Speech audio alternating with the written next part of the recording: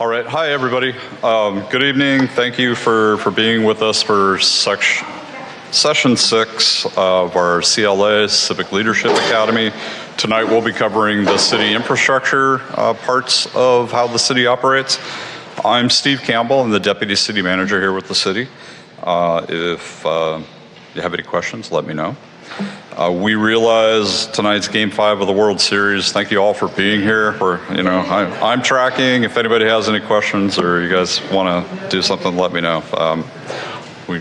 If you're a Dodger fan, we need tonight. So, in tonight's session, we'll be taking a closer look at how the city of West Hollywood keeps our community running smoothly, from maintaining our streets and sidewalks, managing our trees, parks, to ensuring our technology and our public spaces are here to serve everyone effectively. You'll meet the dedicated teams who plan, build, and care for the infrastructure that supports our daily lives and future growth. And throughout tonight's program, you'll see how collaboration, sustainability, and innovation are at the heart of everything we do here at the city. Thank you for joining us as we highlight the behind-the-scenes efforts that make West Hollywood a vibrant, functional, and forward-thinking city. So I'm going to start by introducing Helen Collins, our Director of Public Works, and she'll start the presentations off. And I think you have some housekeeping items? I have housekeeping, and of course, I drew the short straw. I get to go first after Steve, of course. So we have a little housekeeping. Everyone knows where the restrooms are. In the back. So there are some snacks outside and there are bags on the back of the chairs. If you didn't sit somewhere where there's a bag, there's extra spaces where there are bags, and those are gift bags from our team. They put them together for you today. So welcome. So of course, please turn off your cell phone unless you're expecting a really important call. We'd appreciate that if you could silence it, not turn it off, silence it. And I know you got to check for the scores of the game, so we don't want you to turn it completely off. And then also, you could wait to the end of the presentations to ask questions, and then we'll stay around as long as you need us to at the end to answer any questions you may have. That way we can keep this flowing, and then those people that do want to leave around 8 o'clock can do that. But the rest of you, if you want to stay, all these folks over here and over here are going to stay. I'm going to go home, but the rest of them are going to stay. So. So we're going to go ahead and get started. I have they gave me a few slides to do, and then I'm going to turn it over to the people that actually do the work. So here we go. So this, of course, is our agenda for this evening. We're going to go over all these areas. I don't want to go ahead and read all this to you because we are going to go through these different areas. So I'll go ahead and move on to the next slide. So these are the different areas that are covered this evening. The Department of Public Works. We will soon be the largest department in the city. And then we also work closely with the Urban Design and Architecture Studio, and the Information and Technology Division also presents with us this evening because of the infrastructure element. I would go through all these different points, but they're going to all touch on those different areas this evening, so I'm going to go ahead and move on to the next slide. And the next slide is service requests and curbside services. And I'm going to tell you something embarrassing. When I got an email that said, well, do you want to do curbside services? I'm like, what is curbside services? So I got a little education this week. So I'm going to pass that on to everyone here this evening. So the city, if you're not aware, does have an app. That app allows you to be someplace in the city, see something wrong, take a picture of it, and it automatically creates a work order. We're going to give you some tips on how to make sure your requests get to the right place. So I'm going to go ahead and move on. But if you do need to see this slide, it has the information how you can get the service request. It is in your packet. And if you have any questions later, please feel free to grab one of us, and we can go through it with you. So. All right, I went backwards. This is kind of a menu of the service requests, and we do have several different areas. One thing we do see that people do is they always grab miscellaneous. Well, the problem with miscellaneous is it has to go through someone and then they have to read it and filter it. And then that's kind of a delay for it to get to the right person. If you actually pick the correct category, it will automatically go to the person that's responsible for it, the workflow set up to do that. So some of the heavy hitters that we do get Work orders for are city streets, sidewalks, lights, and trees. And if you go to that area, you'll see all these different areas underneath it. So if you have a problem with one of the doggy stations, you go to this location, this section, and then you can go directly to doggy stations, and it's going to go to somebody in our facilities team. Sewer problems are going to go to our engineering, potholes going to go to our facilities. So all these different items will go directly to the correct person. And then the other exciting thing is we also have some of our third-party vendors like Athens. So if you want a bulky item picked up, you see a bulky item on the side of the street, take a picture of it, go in, pull out the bulky item work order, not the miscellaneous, the bulky item, because the miscellaneous means somebody's got to go in and change it, and it takes a couple days. Bulky item goes directly to Athens. So, and then they in turn have that information, and they'll go out and take care of that item. So it's really important that you take the time to look at the menu in the app. That way it's going to the right person, right place. It's getting there a lot quicker. But again, we also tell people, if you have an emergency, call the sheriffs. We get sometimes we're like, people will send us items on the app. It's not, no one's looking at it over the weekend or at night. It's not a 24/7. So if it is an emergency, something that needs immediate attention, then we would recommend that you call the city directly, or you call the sheriff's department. If we're open and it's an emergency, we would recommend you call the city first. This app is for things that aren't of immediate need for assistance, but do need to be addressed. So, all right, the curbside services. So this is actually on our website, and I was not aware of this. You can actually put your address in here, and it will tell you when your trash is picked up. It will tell you when recycling is picked up on your street. It will tell you when green waste is picked up, and parking, what parking district you're in, and then when your street sweeping day is. So for those of you that already know all this information, it's good information to provide to new neighbors and other members of the community, or if you just want to know when they're picking up trash on the street one over, so you know if you can park there, then this is great information to have. So again, didn't know anything about this. So I learned something, and hopefully you did too. And we actually talked about this internally. We're going to go through and start looking at it, making sure that if there's anything that needs to be added, we're going to add it. But I think it's a great tool. I was totally amazed by it. So I am going to go ahead and turn this over to John Gilmore, the city engineer, and he's going to go ahead and provide you information on how his division works.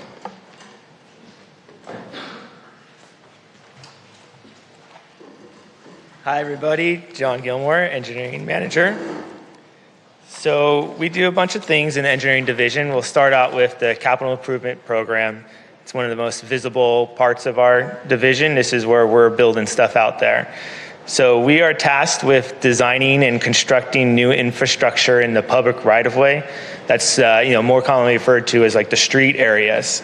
So a note that there is a distinction there about our division does not manage the projects that occur in parks or parking lots or in the buildings. So we are just involved in the public right-of-way areas.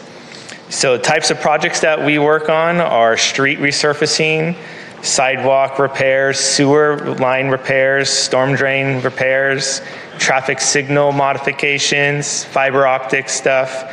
And then we do sometimes do, when the city embarks upon master projects, such as the most recent one is over on Melrose, we redid that whole street. So those we do manage as the master plan projects. But important to note is that while we do manage that construction and the final design of those, we don't manage the process that occurs first on those streetscape projects, which is the conceptualization of the project, right? That is handled by our planning department. So for the capital improvement program, the engineering division staff, we work with design engineers from the private sector, and we work on creating those final plans, and then we work with the contractors to build the improvements. There are times when there are certain specialty projects that the city wishes to do, that we are tasked with being more of like a technical expert role as engineers. So these types of projects, we don't conceive them or directly manage them, but we partner with the other division who does do that. Examples of this would be, for example, the car license plate readers, right? So that's not an engineering project, but we will help ensure that the design and construction works with the infrastructure out there. Okay, moving on to the next big topic is the permitting program at the city. So we're tasked with the responsibility for the community to ensure that when private property owners want to redevelop their private property, that what they do that affects the public right-of-way, that's where our responsibility comes in, to make sure that they meet the codes and standards of the city. We make sure that sidewalks, curbs, driveways, the roads, trees, utilities, signage are all built correctly and safely for the public. This is implemented by having standard codes throughout the country. California has its set of codes, and then on down the road, county, city, all types of codes and policies. So the idea being that what is ended up in the public right-of-way is uniform, time-tested, and safe. So there's a difference between building on the private property and the public right-of-way, and that's our role. When a private property owner wants to redevelop their property, they come to the city and they submit an application for approval to do so. Depending on what they wish to do will trigger what kind of permitting and review they need. So there's different levels of construction that is embarked upon. Major projects like changing the use of a property, maybe it was a retail store and now it's going to be a factory, right? Or they might want to just really massively build out a property. Those require an entitlement approval from the planning department, and that can be thought of as the city granting them the right to do it in concept, right? So once they finish that process, they would move on to the next step, which some smaller scale stuff would just immediately start there, and that's at our building department. Things such as building permits, plumbing permits, electrical permits. So those go through the building safety division, and our role is in both of those processes to perform reviews of the construction plans. So again, to make sure things in the public right-of-way that are affected, like driveways, street lights, are built per those standards and codes for the public right-of-way. Lastly, once the permits are secured by the private property owners and they want to begin construction, any of the construction that's in the right-of-way, so again, if they're redoing their driveway or they're adding trees or redoing the sidewalks, new utilities coming to their property, then they would come to engineering and pull an encroachment permit is what it's called, and that's the right to construct and occupy the public right-of-way. So we manage that as a division, and we get those applications and review them and issue them. And there are many people who want to use the right-of-way at any given time. So that's one of the critical parts of our review, is juggling the various contractors out there and the public, and making sure that the public can still use the sidewalks, get across the intersections while that construction's happening. Part of the service also involves our division sending our inspectors out. So obviously we want to look at the construction that's occurring in the right-of-way and making sure it's matching the plans. Okay, the next topic here is our responsibility for managing all of that infrastructure. So what's out there and what's going to be built will then land in our seat as a city to be responsible for operating it and maintaining it, and also the regulatory compliance from our superiors, like the county, the state, and the federal government. So everything in the 1.9 square mile city and the public right-of-way falls under that requirement from the Department of Public Works. So for engineering, all the sidewalks, streets, traffic signals, fiber lines, sewers, storm drains, street lights, etc., across the 45 miles of roadway in the city, Those are all assets that the city owns and is ultimately legally responsible for, hence all of the codes, right? So the engineering division works with contractors and consultants to manage that. We are responsible to track everything, to know all these assets, have inventories and record maps of the construction. So we troubleshoot the systems, such as the traffic signals, ensuring that the operations, when there are bugs or something happens, power outages, we have to go out there and resolve those. We also analyze the systems and their operations and make adjustments or change timing to certain situations. We also perform maintenance of this infrastructure through that capital improvement program that I mentioned earlier by building new things or making modifications, as well as having on-call contracts with private contractors to come out on emergency calls out. So for example, owning a sewer system means we need contractors who can be called out at any time if a sewer starts breaking or leaking. So we manage those contracts. Same thing with street lights, traffic signals. If they get run over by a car, we have to call out contracts to get those fixed.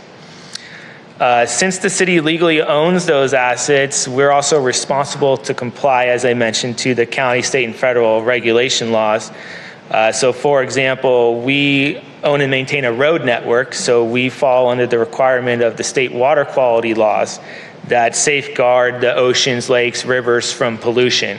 So one of the high generation of pollution into those water bodies comes from runoff of roadways. So there's a lot of regulation and auditing and reporting that we have to compile and submit to ensure that we don't get fined as a city. So we work with consultants and contractors to prepare all that permitting and reporting. Lastly, trash is always fun, so we'll have a dedicated slide just for trash. So the city has a contract with Athens, as everyone's aware of. That's its exclusive license that just is to Athens to perform services citywide to all properties, including all the parks and city buildings and the sidewalk curb side trash containers. Athens has to meet all those state laws, and one of the big ones that's always fun is the requirement to divert refuge to or away from landfills. So the state of California is very advanced on trying to limit the landfills. So Athens does a great job of the recycling and reuse programming. They collect the recyclables separately and process them. They also, now with the new organics law, that's kind of old now, a couple years ago, they collect organics, as everyone's now become aware of. That is the green bin plus now food. So now we have a separate stream for that with Athens. As a side note, everybody at a single family house and multifamily house can get a free kitchen pail to try to promote that interest. Athens will, and what I'll do is I'll run through a bunch of things that Athens contract includes, just as a kind of a heads up, FYI to everybody. So Christmas, they will pick up all the Christmas trees from single family and multifamily houses. They have really top-notch technology and processing plants is part of the reasons they were selected as our vendor, to where they can collect mixed use and still meet the state requirements by separation at their plants. So that's why you'll see a lot of the bins are not separated. They're not requiring you to put recycles only in blue, such as like the curbside ones. You can put anything in there, and Athens's plants can separate it. So that's a big plus for us. Same thing with like the commercial and multifamilies. When you just see one bin, they're able to sort it. Now, we do try to promote separate bins to encourage better separation, but that's one of the pluses of Athens. Athens also provides unlimited bulky item pickup to all single family and multifamily. So, mattresses, washers, there's no need to just dump them on the side. Like, you can call Athens any day of the year and they will come and pick it up for free. They do have a contract with us to pick up those abandoned items. So as Helen mentioned with the app, if there are abandoned items, we can just hit that over to them and they'll come and pick them up. They host an annual hazardous waste drop-off that the city wants them to do every July. We do that over at the San Vicente lot there of the hospital, so residents can save up e-waste and hazardous waste, and we do a drive there that will take care of that. They also collect construction debris from construction sites, so contractors can get roll-off bins and whatnot from Athens, and they'll service that. There's also a whole bunch of regulation just for construction recycling, and Athens is all set up for that. They have, as I mentioned, created a whole special route for organic restaurant food waste that the state mandates now. So they go around all the restaurants on a special route to service all the grease, the oil that we are needing to keep out of the landfills. They service all the pet waste stations at the parks and on the streets. So all the dog stations, they have the responsibility to be refreshing those.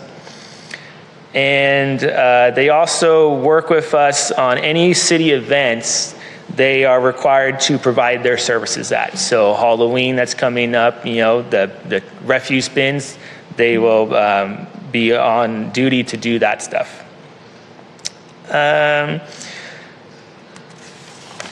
And so with that, I'll kind of end the slide on Athens and turn it over to our Facilities and Field Service Division.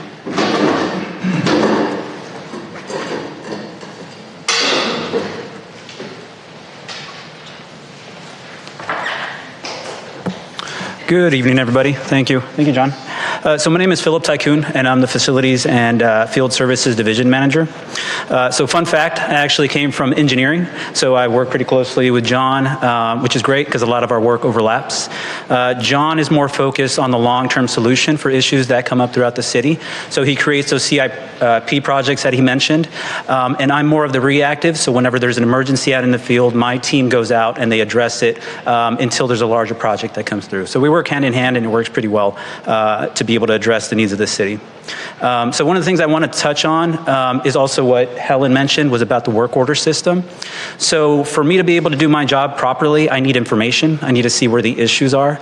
So in showing that app, it's very critical that whenever you see something that the information gets funneled through that app, because I'm able to do the triage, my team is able to respond quicker. There's already a response ready for whatever the issue might be. We welcome calls and we welcome emails, but there's always a slight delay in being able to address those issues. If you send it through the app, it's more of a quick process. So again, just touching on that app for any issues that you might see. Okay, so as far as my team, it's broken up into 3 groups, which serve and maintain the city.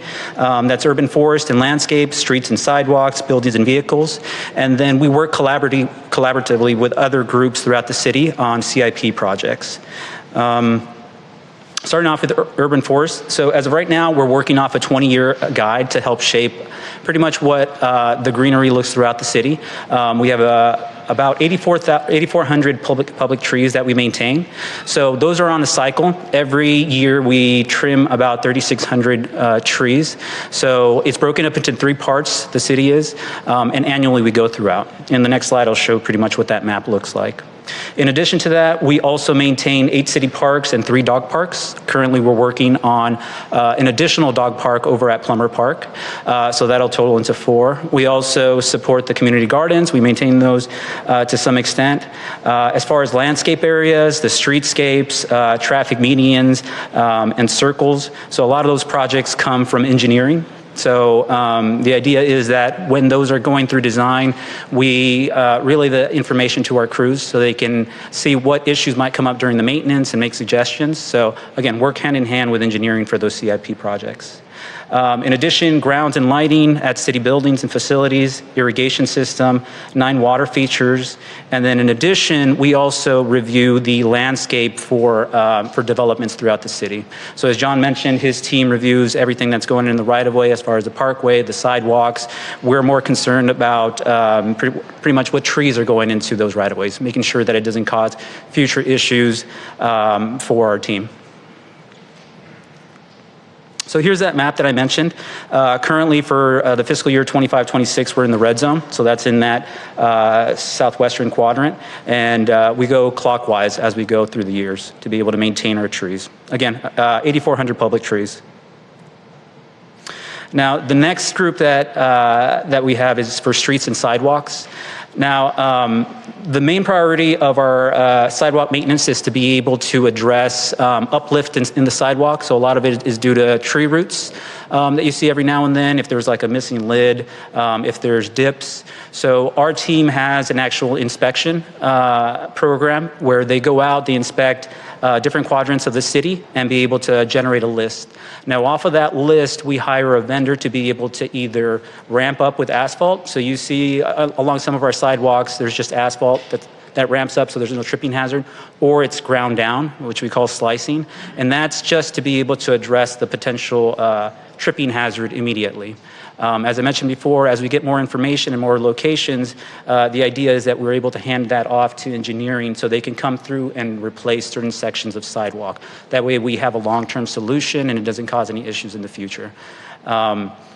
In total, we do about 8,000 linear feet of sidewalk, about 2,000 locations every year. So great team. That's a lot of locations for such a small city. Again, very focused on addressing any hazards for the public. Now that's for our sidewalks. In addition to that, we also have our street maintenance program. So they also conduct regular inspections of the pavement, so potholes, any restoration issues. So John was mentioning about some of the encroachment permits that are pulled through his division. So we have a lot of utilities, outside utilities, third parties that come into the city and they do work. So more often than not, sometimes they don't get to do the final restoration. So you just see maybe like dips in the road, but you see like a scar.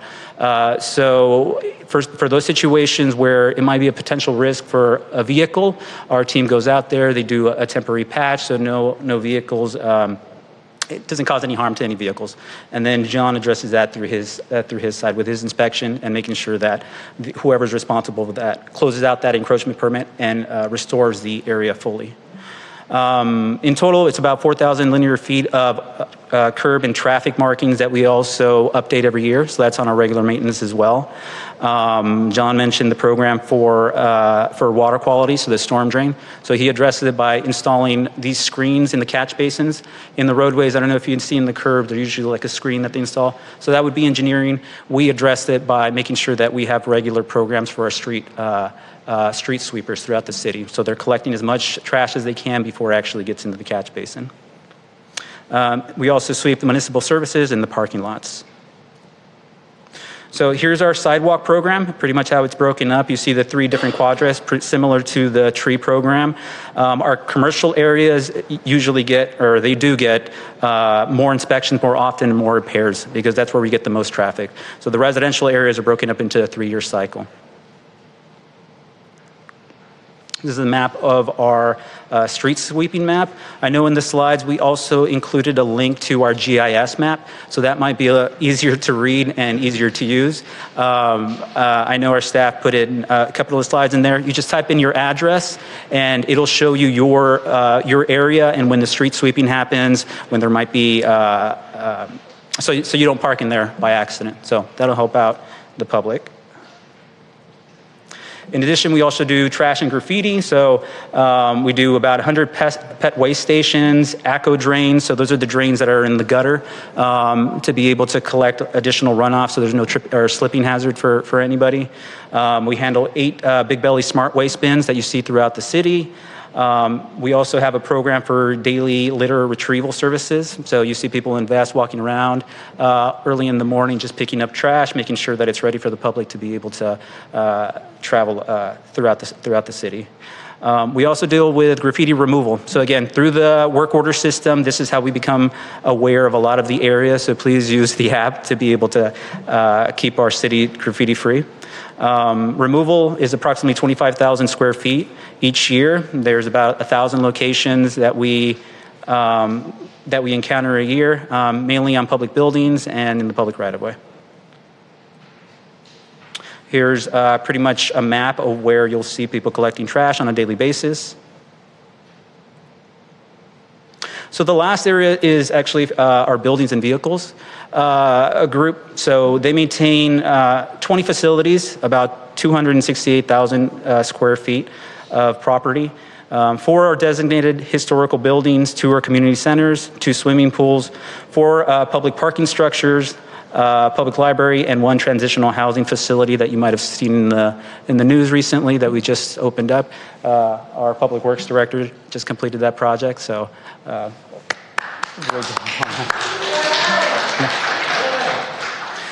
So in addition, we also maintain 35 city vehicles, 32 alternative fuel vehicles, and a lot of coordination with different groups throughout the city to be able to maintain everything.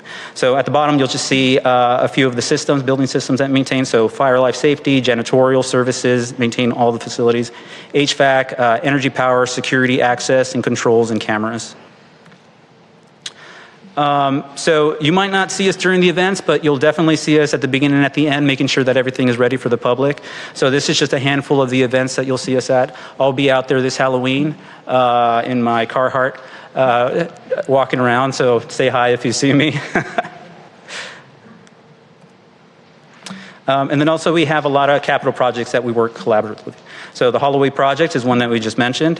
We also have the AIDS Monument that's set to open up on 11/16. City Playhouse, the Laurel House and Park, the log cabin that's going through design right now, Plummer Park Comprehensive Improvement Plan, which is in progress.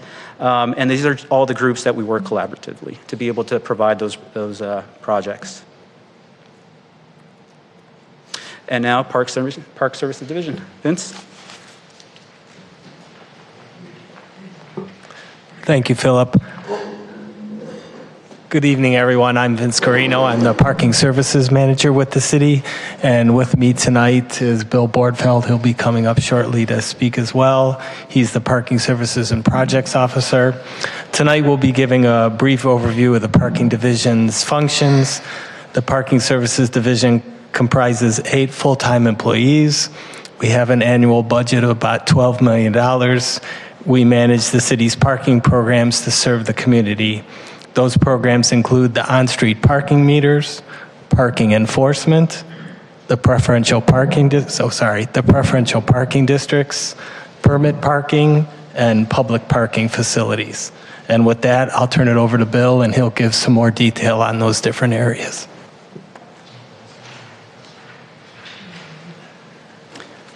Good evening, everyone. So the first program is the on-street parking meters. The city operates approximately 2,000 parking meters. These meters generate approximately $8 million in revenue per year. And as far as payments, they accept coin, credit card, NFC, and payment by text.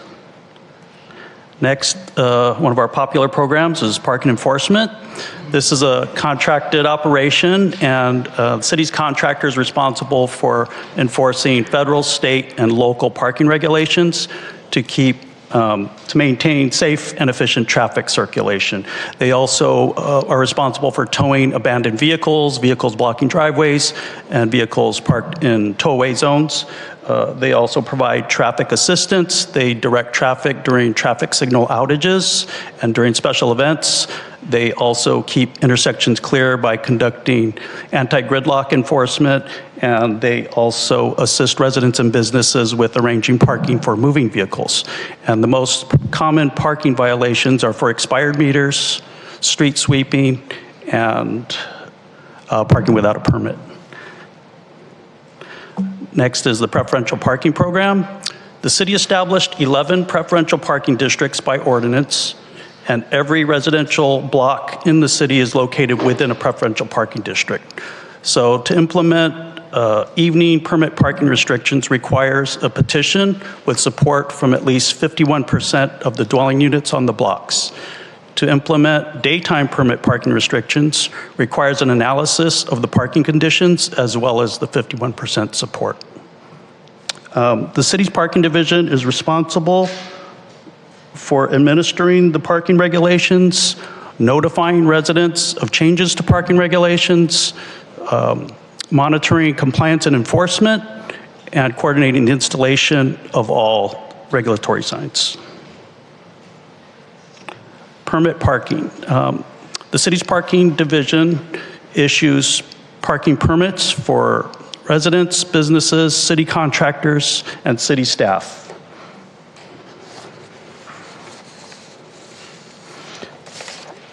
On an annual basis, the division issues 600 commercial permits, 23,000 residential permits, and 77,000 visitor permits. And these permits generate approximately, permit sales generate approximately $1 million in revenue per year. Finally, we have our public parking facilities. The city operates 5 garages and 10 parking lots. These parking facilities provide 1,200 parking spaces. They generate 670,000 transactions per year and $2.6 million in revenue per year. And that's it for the parking programs. Now we're going to take a 15-minute break.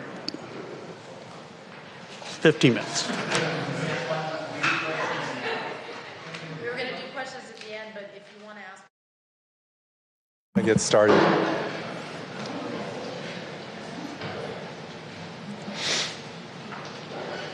Hi, everybody. I'm Rick Abramson. I manage the Urban Design and Architecture Studio in the role of city architect.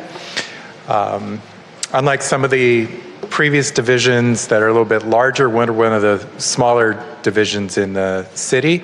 So the studio is 2 full-time and 1 temporary person. So the 3 of us are sort of the little engine that could sometimes, and we kind of enjoy that. So the lifeblood of cities lies in the quality of its public spaces. In particular, architecture and urban design focuses on human experience and the shaping of the character of the public realm. So tonight I'm going to talk a little bit about the Urban Design and Architecture Studio and sort of how we function within the city hierarchy. So we're one of those divisions that I refer to it as like a satellite. We kind of orbit City Hall, and we sort of collaborate with so many of the divisions on so much of their work. But the commonality of what we do is try to apply design thinking and creative problem solving to the situations that may come up every day. We'll work with John and the engineering team, or Philip, facilities team, Eugene on the IT, and so many of the other departments that on a regular basis we're sort of consulting with them on design-related matters. And primarily we wear what I say is 4 hats. So the good chunk of our time is on design oversight of civic projects. We'll be talking about in a minute the capital improvement projects that you've been introduced to a little bit already. But design collaboration is another thing that, as I mentioned, it's a big part of what we do on a daily basis. We also provide guidance sometimes in certain situations on private property for developers and property owners. And then the last part, which I think is also for us very interesting, is thinking about the future of the city, not just solving today's problems, but thinking ahead of where we might go and what possibilities are out there. So I thought we would warm up a little bit with a quick exercise I'm calling Innie or Outie. And I'm going to ask you within your seats to try to identify what I'm going to show you as either in West Hollywood or outside of West Hollywood. And let's see how well you know the city. And these are, some of them are a little bit more difficult than others. So would this one be an Innie or an Outie? In. It's an Innie. This is the One Hotel up on Sunset. And it's sort of modeled off of a Hollywood Hills landscape, kind of recreating that setting. All right, Innie or Outie? This one's Outie. This is Chess Park in Glendale, a rehab type of alley space. This one's difficult. Innie or Outie? This one's an Outie. This is Cornerstone Gardens up in Sonoma, a very interesting pathway which caught my eye and thought was very interesting. Innie or Outie? This is an Innie. This is Havenhurst Pocket Park from an aerial view. You don't normally see this perspective. Innie or Outie? This is an Outie. This is Sunset Triangle Plaza in Hollywood, East Hollywood, Silver Lake area. This one you'll probably recognize. Innie or outie? This is an outie. This is the Culver Steps, recently completed in Culver City. And Innie, this is the Patio Del Moro on Fountain Avenue, the entrance, Moorish-inspired apartment building. This one's tough. This one's tough. But you should all find this space. It's an Innie. It's an Innie, and I'll tell you where it is. No. It is our little urban forest at Laurel House on Laurel Avenue. One of the few spaces where you can kind of feel that getaway experience. Innie or outie? This is outie. This is Beverly Hills, Beverly Park. Beverly Gardens Park, yes. And the last one. Yeah, absolutely, right outside the door, the AIDS Monument, which I would invite all of you to attend the grand opening on November 16th, Sunday, coming up in a couple of weeks. We're very excited about this project coming online. So I mentioned the different hats. I just wanted to run through really quickly. The Capital Improvements Program, Capital Improvement Projects Program, touches on city buildings, park improvement projects, plazas and gathering spaces, streetscapes, and public right-of-way upgrades.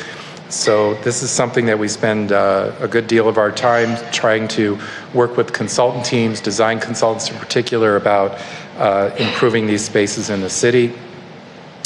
Underway right now, as we just talked about, Stories the AIDS Monument.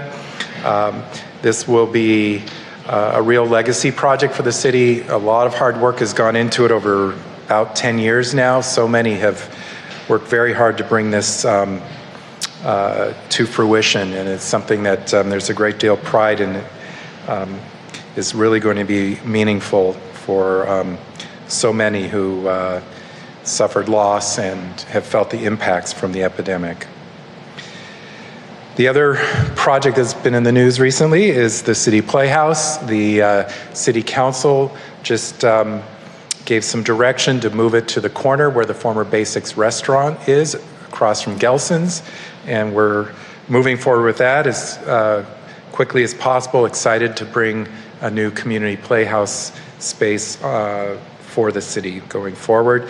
This will be managed and operated by our arts division. I know they're excited about the programming that's going to be coming. Hart Park Improvement Project is also underway. This is going to be a kind of disability upgrade and park improvement project. It's going to involve a permanent off-leash dog area amenity with a little plaza space and water feature. Should be a wonderful little sanctuary park when it's completed. Weaver's Walk is just across the street, around the corner here on Melrose. This is a little pocket park kind of space, little urban stroll that was put together over the last couple years as part of the Design District Improvement Project. And this also should be finished in the next week to 10 days. They're just doing the final landscaping now. But I invite you all to check this out. It's inspired by the textile industry. And there's a sculptural piece by Karan Davis that is inspired by some African looms that were used to weave fabrics.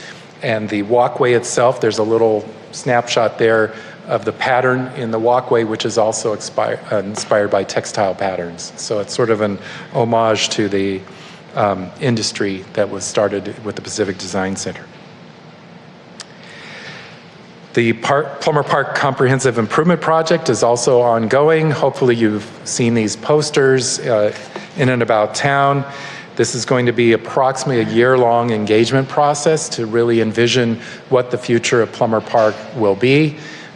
trying to retain the soul and the life of what's there that's working really well right now, and looking for opportunities to provide improvements and upgrades in the future as well.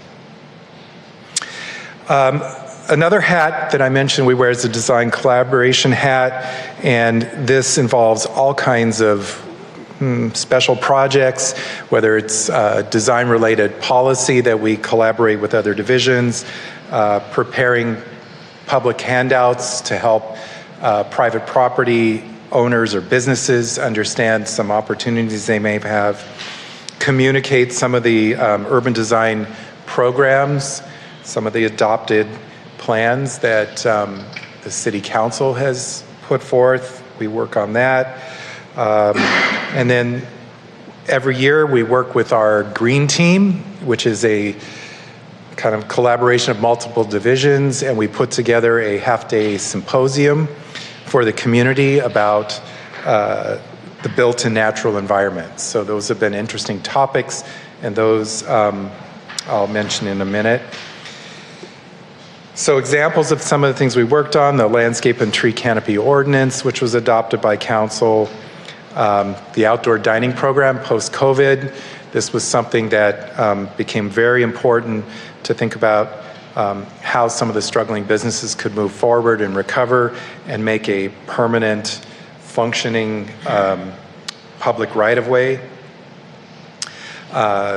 In terms of a third hat that we wear is what I call design guidance, and that's where we try to communicate and help private property owners in particular understand some of the goals of the city with respect to sustainability, resilience, environmental responsiveness, some of the goals that reflect the values, the core values of the city. Another thing we've been working on is the Sunset Arts and Advertising program with our planning staff. This, as you know, is going to really transform the Sunset Strip. There's going to be approximately 30-ish billboard projects being constructed, many of which are proposing improvements to the public realm as part of their billboards. So you'll be seeing a number of sort of urban moments along the Sunset Strip that are being built because of these billboards. So it's not just pure advertising and revenue, but there's actually urban improvements that are going to be going on as part of this program in many, many cases. And then finally, the last hat, the imagining the future, the design visioning hat. And there's one project in particular some of you might be familiar with that we have been looking at. It's called Sky Sanctuary, San Vicente Streetscape Plaza. This is an opportunity that is actually presented by the AIDS Monument. Part of the AIDS Monument, there's going to be a speaker's podium. The city has a long history of sort of impromptu gatherings, rallies, marches, and this podium is kind of set up to address an audience that's out in the public right-of-way on San Vicente.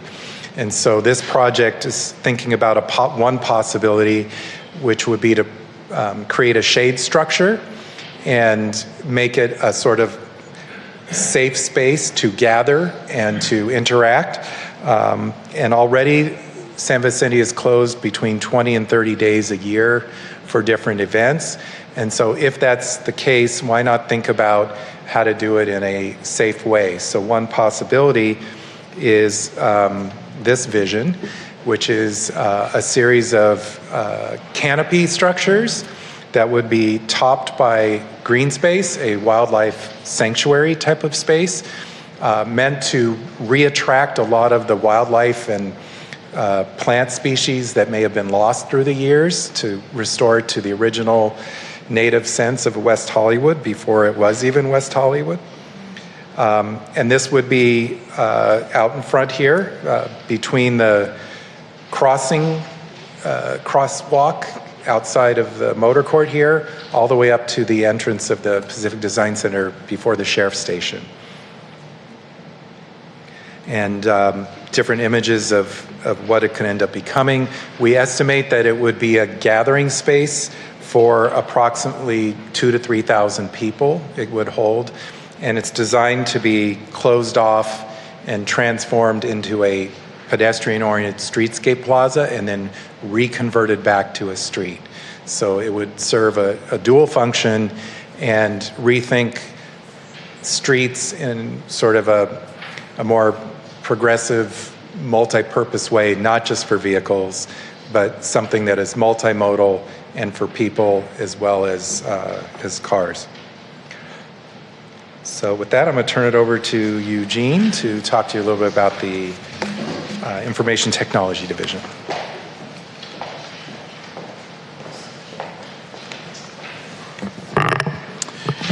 Well, that's tough to follow. Our city's beautiful.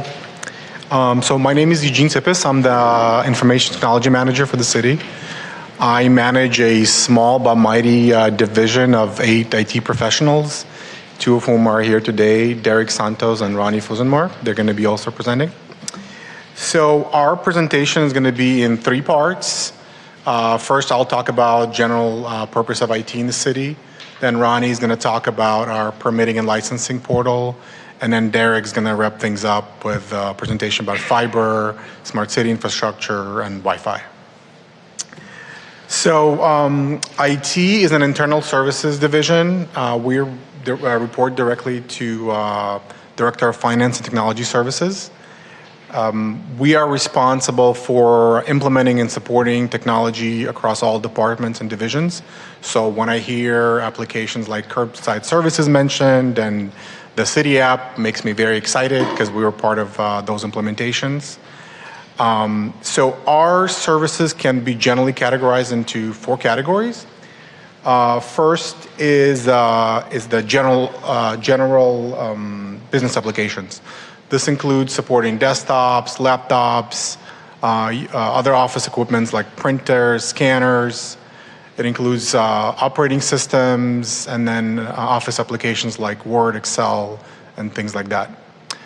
Next category is enterprise applications. These are major applications. Some of these we mentioned earlier today, but it also includes the financial system, the permitting system, the work order management system.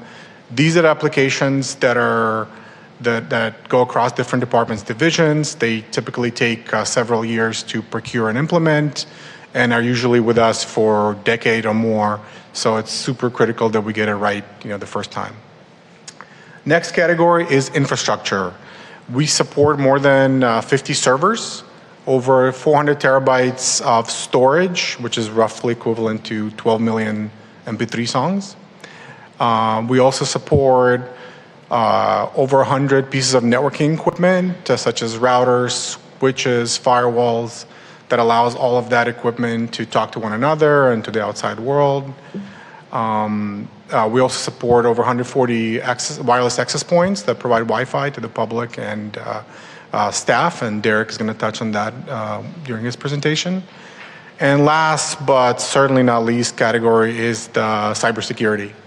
So we implement an approach that is kind of referred to as security in layers, where no single layer can protect a city against a breach. And so we use things like firewalls, antivirus, web filters, and other concepts to protect the city from bad actors. And probably the most important part of that cybersecurity posture is our cybersecurity training. We require that all of our staff take annual cybersecurity training to protect them from phishing emails, from social engineering attacks. And so every single employee takes training so that they can avoid these scams before they can actually affect our network. So with that, I'm going to hand this over to Ronnie to talk about our permitting and licensing portal.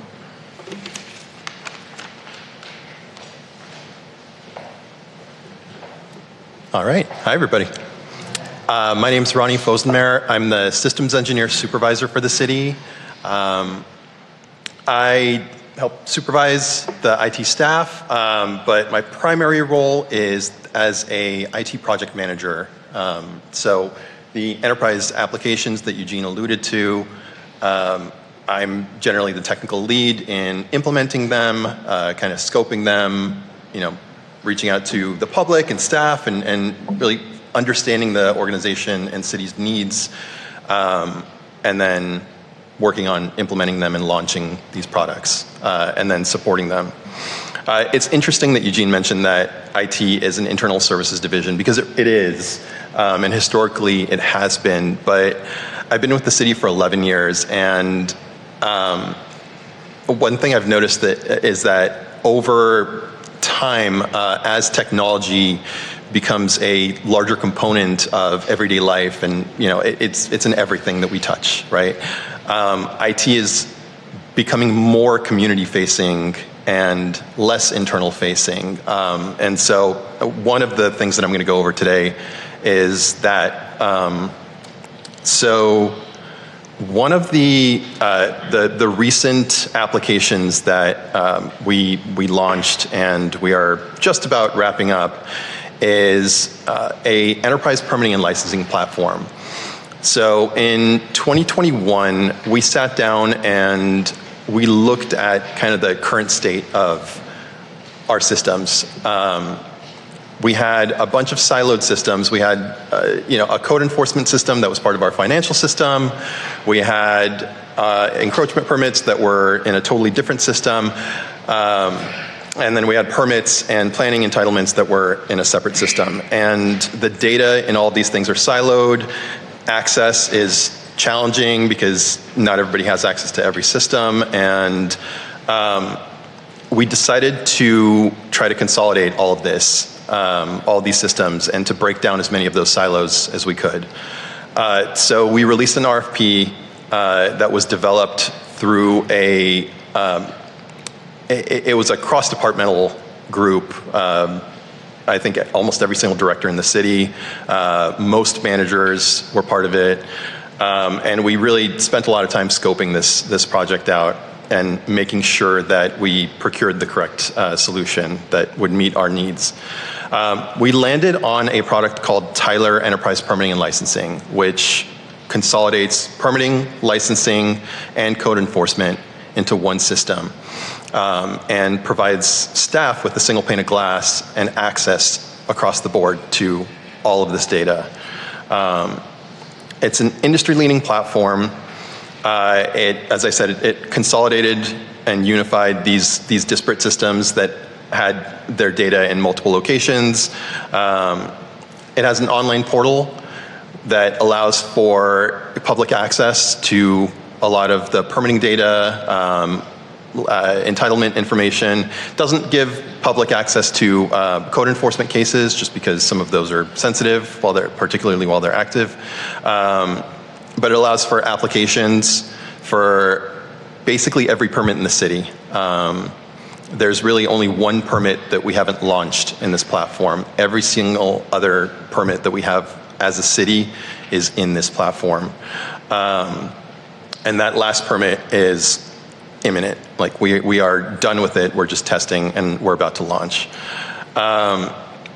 So this online portal allows the public to apply for any of these permits, any entitlement, and it'll hold your hand. It'll walk you through the process of applying. It'll ask you questions and help direct you toward the right permit to apply for. So you don't have to guess, you don't have to call City Hall and say, hey, I'm thinking about applying for this. Is this the right thing to apply for? It'll literally hold your hand throughout the process and make sure that you apply for the right thing. The system also provides visibility and transparency both for staff and for the public. So when you apply for a permit, you can see exactly where that permit is in the process. You can see where you started. You can see where you're going. You can pay for your fees online. And then when your permit's issued, you can print it right there.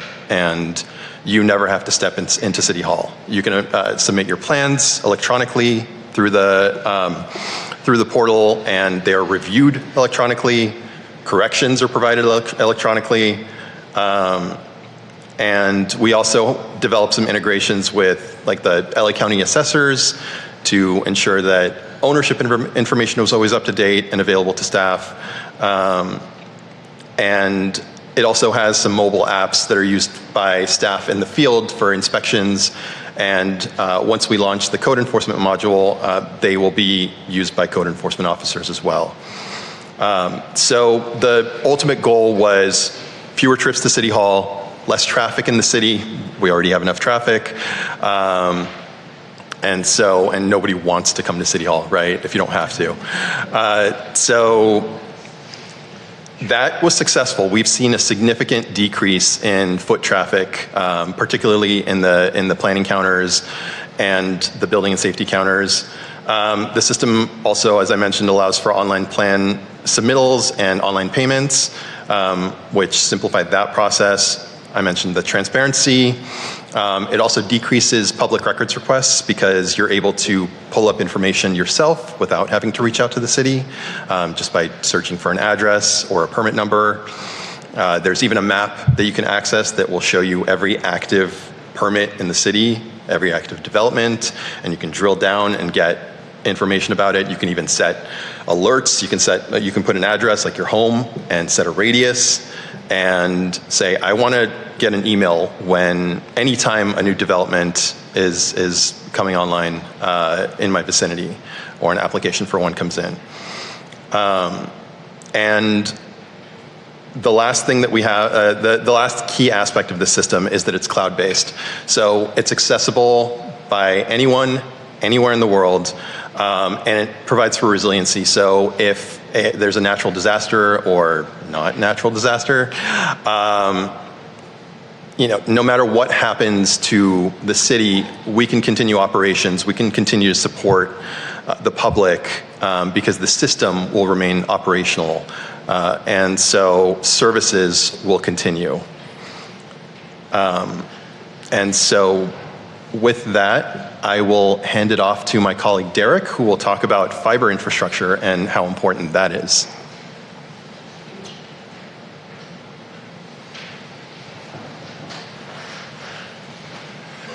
Hi everybody, my name is Derek Santos. I'm assistant engineer with the city, and I'm here to talk about fiber. Fiber optic cable is the future, and the city is investing heavily into it. Currently, we have fiber optic cables running end-to-end on Santa Monica Boulevard, end-to-end. And we are also working on a project to bring fiber to Sunset, and hopefully that should be starting soon-ish. So the great thing about fiber is where it goes, Wi-Fi is sure to follow. We have public Wi-Fi. It is available here, and it's pretty much available everywhere our fiber goes. Pretty much anywhere on Santa Monica Boulevard, you can pull up your phone. You'll see a Wi-Fi network called WeHoTV. You can connect to it. It's available for all of our residents and our businesses to use at any time. It is also available at on all of our major thoroughfares, some of our parks, and pretty much all city buildings. And one of the neat things about our Wi-Fi is at big events like Halloween and Pride, even though the cell towers might not be working because there's too many people using them, our Wi-Fi may be up. Can't guarantee it, but just depends on how many people are on it as well.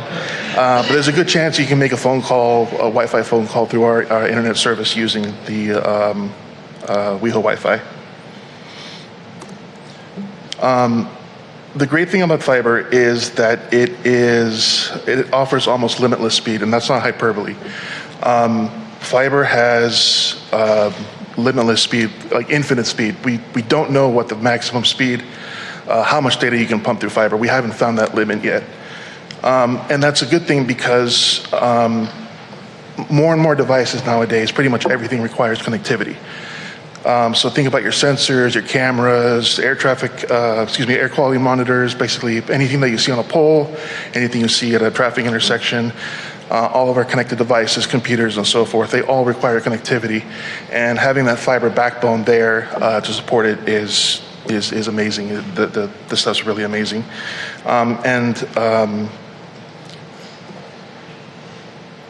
Putting fiber in different places of the city future-proofs the city. There is nothing better than fiber that we know of today. So wherever that goes, we're ready for the future and to support whatever data needs are at those sites. And my part's really quick. That's pretty much it. Thank you. Yeah.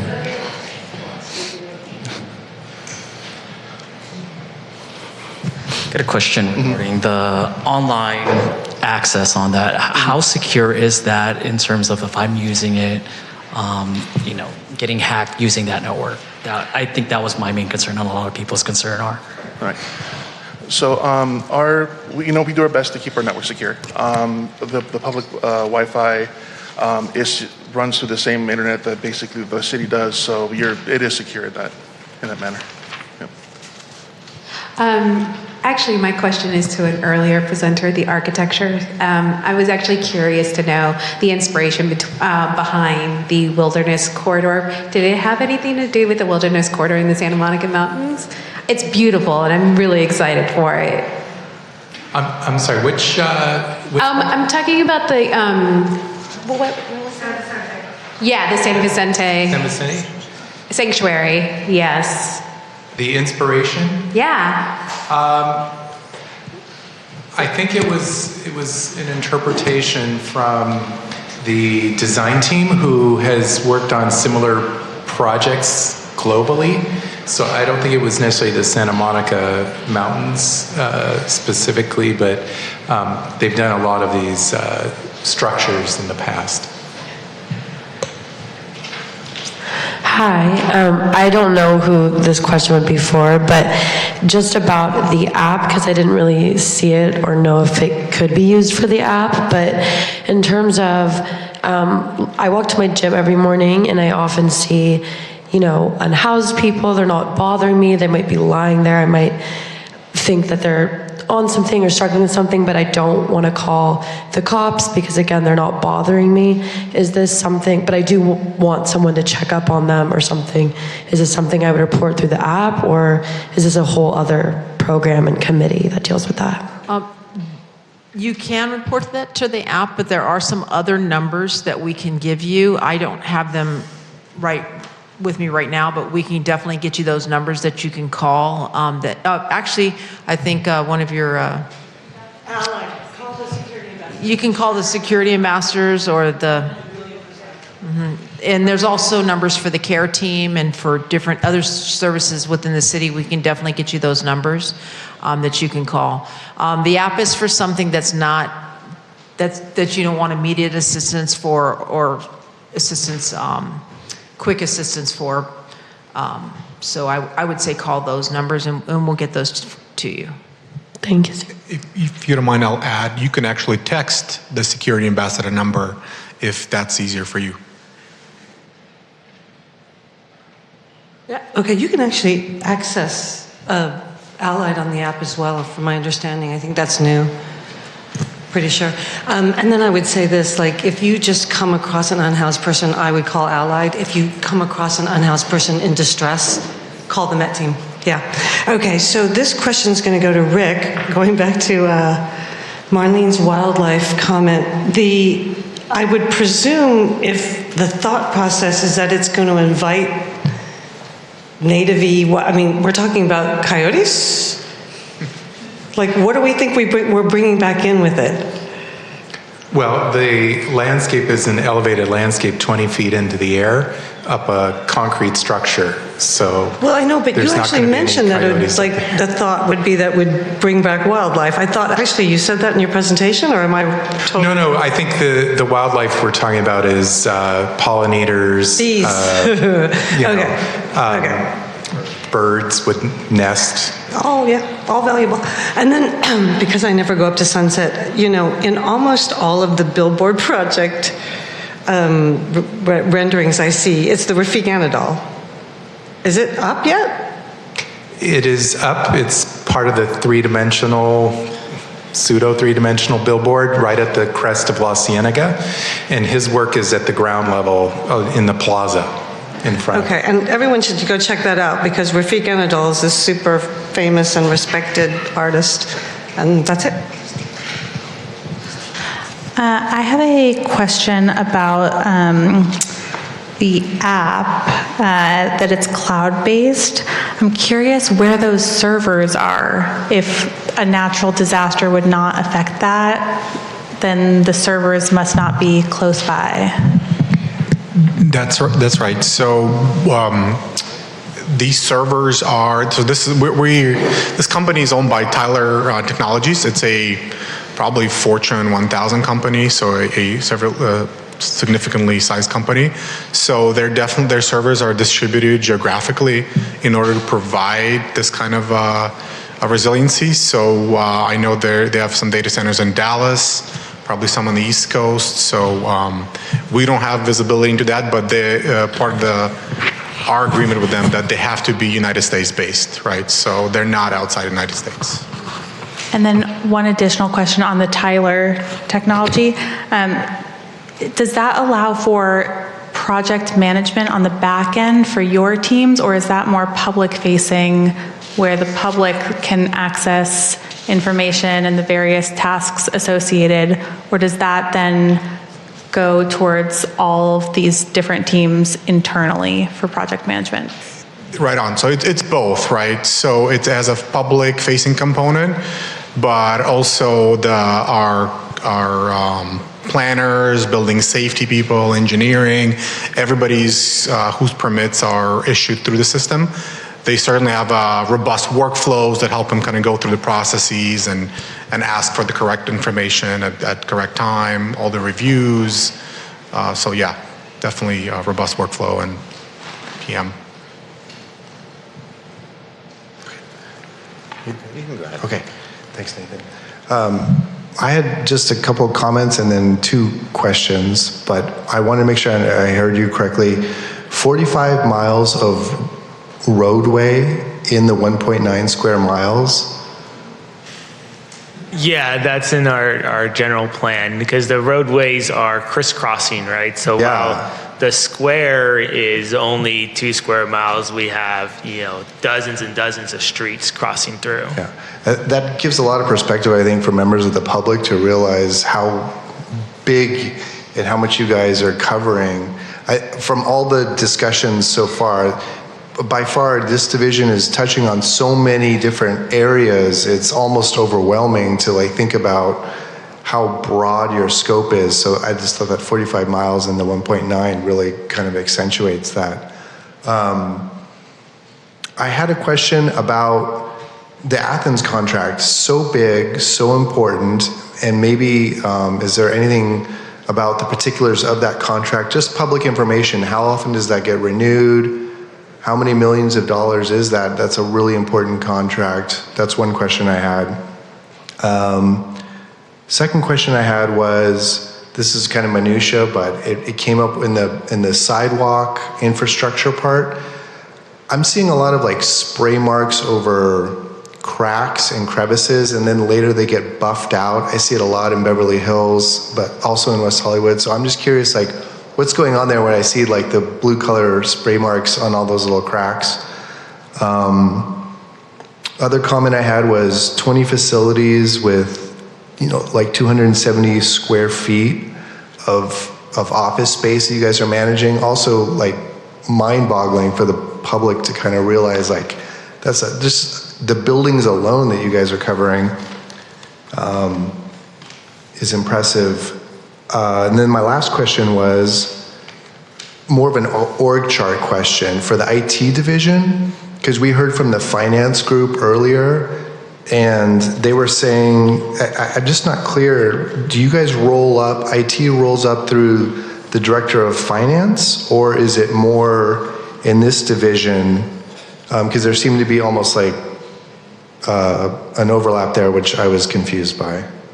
So those are all the questions I have. Yeah, that's awesome questions. Yeah, that's great. I think they started out with Athens. Athens contract was awarded through council a couple years ago, the current contract, and it goes to 2037 right now. So when trash companies, when a city does an RFP process for a trash company, it's a major major element. So when the city did it here, it was a huge undertaking that goes on publicly too, because the infrastructure of a trash company is immense. Even just to think about every parcel has bins. Those are all Athens bins. So if we were to depart from Athens, all of that asset has to be taken back by Athens, right? So that's a huge effort. And then all the trucks that have been allocated to our jurisdiction and all the drivers, everything. So there are long-term contracts when cities engage in this activity, because the trash company incurs a large expense up front to get started, right? And so the city doesn't want to turn rates on the community at $1 million for the first year to pay for that. So it spreads the rate out, right? So that's part of that negotiation about what would the rates be for trash service, and the longer the contract, the flatter that rate can be. I think the second question was the spray paint that you see on the sidewalks, right? So as part of construction, there's a law that says for safety that we don't want people to just start digging into the ground and then all of a sudden exploding a gas line, right? Or electrifying themselves by hitting a line. Mine's more for like the cracks. Sure. So the numbering that you see at the cracks, that's our inspections that we do regularly. So we catalog all those locations. So our inspector goes out there, they take pictures, they create an Excel sheet, and they catalog all those locations. So when we have that follow-up vendor come back and either grind it down, slice it, or ramp it up, we know exactly where it is and we can mark it off. Firstly, thank you so much for... Yeah, and the org chart. Yeah, so everybody loves us so much. We do these presentations with different teams. Last time this happened, it was with economic development. I've been with the city for over 20 years. I actually started as an intern helping teach computer classes to elderly in Plummer Park. So the IT department was already in, our IT division was already in the Department of Finance and Technology Services then. I don't know exactly the history, but very often finance divisions would require to use spreadsheets. Like this is like back in the day, right? And so kind of technology would originate from that and naturally grow into kind of modern IT divisions. And so kind of that's where we are now. Certainly you see cities often bring out the IT division into like a department on its own or under city manager's office. So, but yeah, right now we're in finance. Okay. Thank you for the question, by the way. Thank you so much for speaking to us this evening, but I had a question about the Sunset advertising program in general. So obviously there's an issue with kind of like the smaller businesses on Sunset being able to stay alive, and I feel like a lot of the advertising is showcasing as kind of some of the pictures like these big corporations like Versace, Land Rover, all these people with a bunch of money, right? And we're taking away almost like when people are driving, like, oh, their focus is actually on those rather than even being able to see the actual businesses. Have you thought about, or has this already been worked out in terms of like setting aside a portion of the profits and towards like subsidizing either rent or something for smaller like businesses in that area?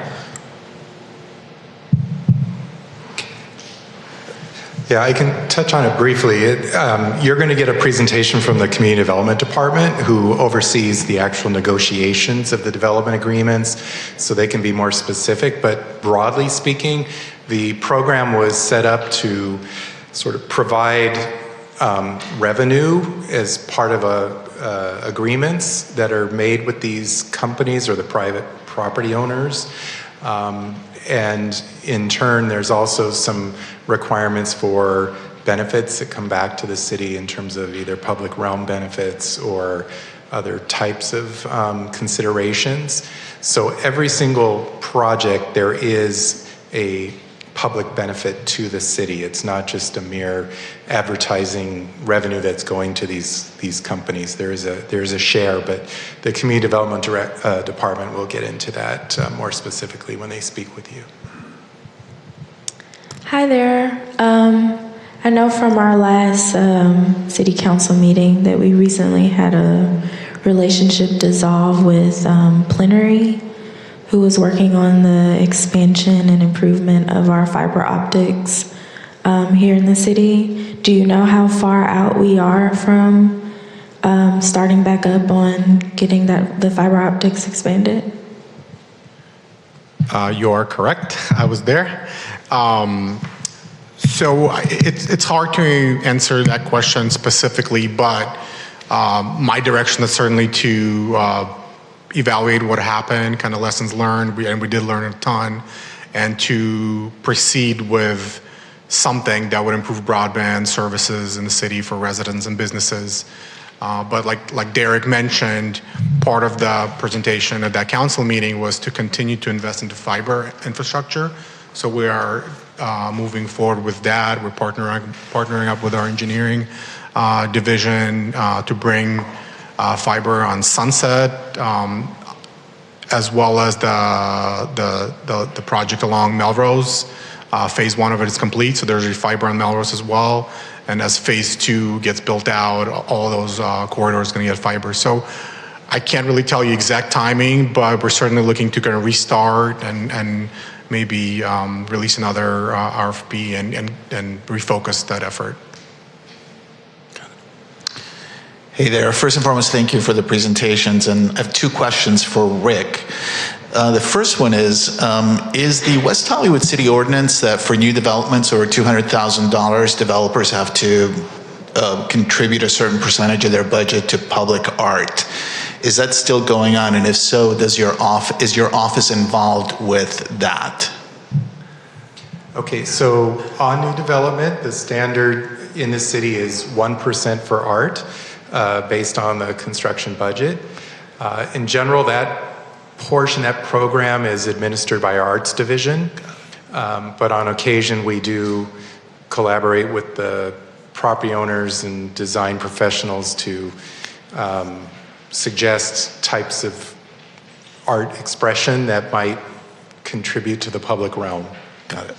And the second question is, I've lived in West Hollywood for a very long time, and it seems that the west side of West Hollywood typically gets a lot of the pretty stuff. And a lot of the renderings that you showed again was, oh, look, we're doing more work in San Vicente.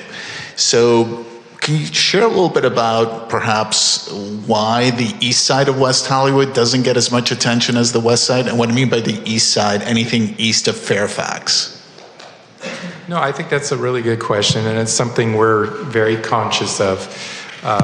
There have been a number of improvements on the east side as well, but I think there's always room to continue exploring ideas. I think one of the things that you haven't seen that maybe John can expand on is there's going to be some improvements along La Brea coming. The colored lights across the streets went in recently, and then of course our biggest project right now is the Plummer Park improvements. So I think there are some opportunities. There was also a East Side community plan that was produced in the last 6 years now, I think. And there's some ideas in there that we're constantly looking for opportunities to bring forward as well. So it's something we're conscious of, and I'm an East Sider myself. I was actually born in West Hollywood on the East Side, so I empathize. Hi, that's loud. Thank you for the presentation. I'm sorry, I'm not 100% sure who this question is directed at, but I wanted to say shout out the new transitional housing facility. That's like such a cool project. I used to work in transitional housing. I used to work in Venice at one of their bridge home facilities, and one of the kind of constants from before that, even came into fruition, and then throughout its kind of 4-year existence was like a very concentrated community pushback from certain neighbors. And I was just wondering if that is kind of something that you've experienced with this particular transitional housing facility, and just how you've navigated that. So we've dealt mostly with the construction of the project. The outreach and the community interaction was done through our Human Services Division and our Communications Department. So I can't really speak in detail to how that all transpired. I do know that they did a lot of outreach and they did a lot of reassuring that this project would bring good things to the city. So, but if you wanted more information on that, we could definitely put you in contact with our Communications Department and our Human Services Department as well, and they could probably provide you a little more information on that. If you wanted to know what we did with the construction, I can talk about that all day long. No, that's helpful. I'll find out the communications info. Thank you. This message is for Rick. I developed a walking tour just kind of showcasing West Hollywood and its history. And what I'm finding out is that when I'm doing this tour, I check out all these landmarks, and for example, the Matthew Shepard, Freedom Triangle. And the landmarks are kind of hard to get to. Is there a way to modernize these landmarks in like different cities around the world where you have a QR code which explains what this landmark's about, what's this park about, and having that information for people who are visiting West Hollywood? Because a lot of them are hidden, believe it or not, especially like, you know, the AIDS Memorial Walk and the plaques that are there, because each one of them is a story. And just celebrating LGBTQ History Month, the city, again, you know, was founded, you know, from LGBTQ culture and rent control. And there's a lot of history here, and a lot of the landmarks are not really taken care of. Is there something in the future that you guys are going to be trying to improve those landmarks and show more visibility? So in regards to the Matthew Shepard, actually, that location, we were given funding to work on a design to revitalize that location, and we'll be bringing that before, I'm sure you're on the LGBTQ plus commission. We'll be bringing that to the commission as well to provide input, and then we'll also be going out to public outreach. And you've brought us some good ideas that we can look at when we start to move forward on restructuring that and making that a more viable location in the city and a more of a center point for the city. So, and then we do have other areas in the city that we're looking at. For example, Rick and his team are working on the Hart Park. There is an AIDS monument, an AIDS memorial up there that's also going to be highlighted in the new project.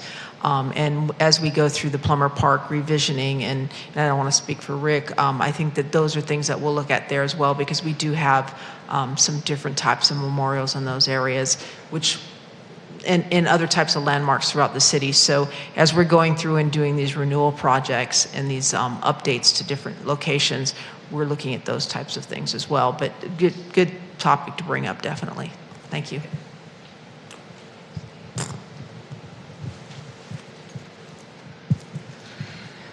This is just regarding the mobile app and specifically code enforcement and inspections. I know not much was touched on it, but I'm just curious, with the development of that application, what specifically is going to be available either to the city or to the public? And what I mean by that is this more of an internal application where now code enforcement is kind of going building to building, inspecting unit by unit? Is that going to be more of an integral part of being able to maintain code compliance through the city? Or is this going to be open to the public, where if I wanted to, as an example, look up my property and see if there's any open citations, I would be able to? So the short answer is this is gonna be just a new application to replace our existing application for the code enforcement team to do their inspections, to manage code violations, citations. I don't know, Ronnie, do you want to add anything about kind of other components, the public-facing components?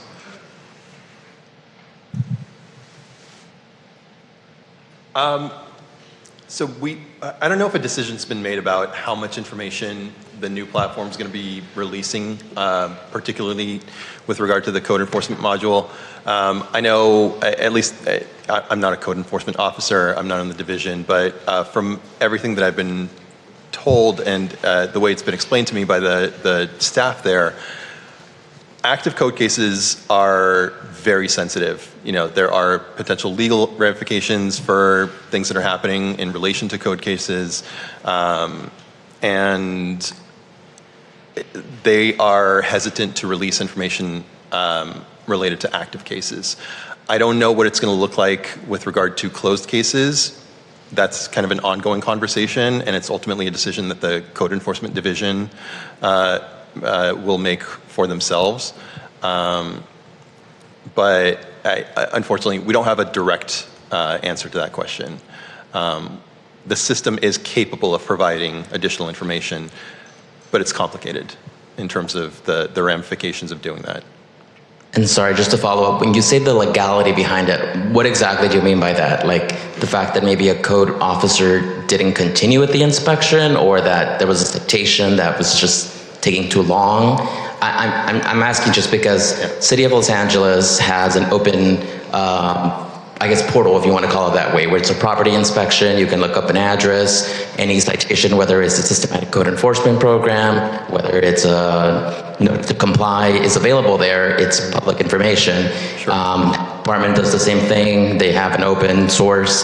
City of Los Hollywood is the only location that doesn't have anything like that. So I myself am excited just because it's something new that's coming for it, but I'm just curious the inner workings for it. Frankly, it's a better question for the neighborhood and safety team. It's not really something that is within our purview. We configure it. They kind of give us direction in terms of how they want it configured. Again, active cases are most likely going to be a no-go regardless. There may be personal safety involved. There may be, the release of information could jeopardize people's safety in certain situations. And so I think there's some sensitivity about releasing that information. Closed cases, as you mentioned, I think to a certain extent are open public records and are accessible through public records requests. I just don't know if the code team is going to be releasing that through the portal, but it's an excellent question for them. Thank you. Yeah. Hi, this is for Rick. So regarding your sky sanctuaries, I wanted to ask, I raise monarch butterflies, so I wanted to ask if you will be implementing more milkweed and more native plants to California when it comes to more like greenery in the city. Well, I think in general, beyond even the sky sanctuaries, any new project, we're always going to be encouraging all landscape to be an active participant in the ecosystem. So it's not only drought tolerance and climate responsiveness, but also nurturing the pollinators and nesting.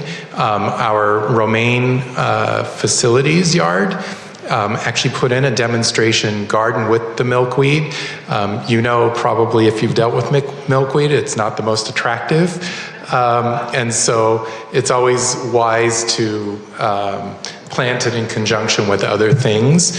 But I think there's a clear goal that we have in the city, and it's to kind of leave the natural environment better off through new development. And so it's everywhere, but the Monarch Pledge was passed by the council. It's something that is throughout, and there's actually one of the Sunset Arts and Advertising projects that is proposing a butterfly garden as part of its public realm enhancement. And so if that goes forward, there'll be one on the Sunset Strip as well. And just to follow up on Rick's comments, we also met recently with one of the council members. We will be bringing a native plant resolution or ordinance to the city council soon to look at how we can better our practices in regards to native plants. And we just recently, I'll let Philip tell you about it. We just recently approved some plant pallets for the medians. Did you want to speak to that in regards to milkweed? So we've developed a few pallets and options to be able to start planting more milkweed and promoting the monarch butterflies in the area. So as of right now, our team and the urban foresters have identified a few areas to start incorporating those into certain areas. So yeah, little by little, we're going to start increasing that.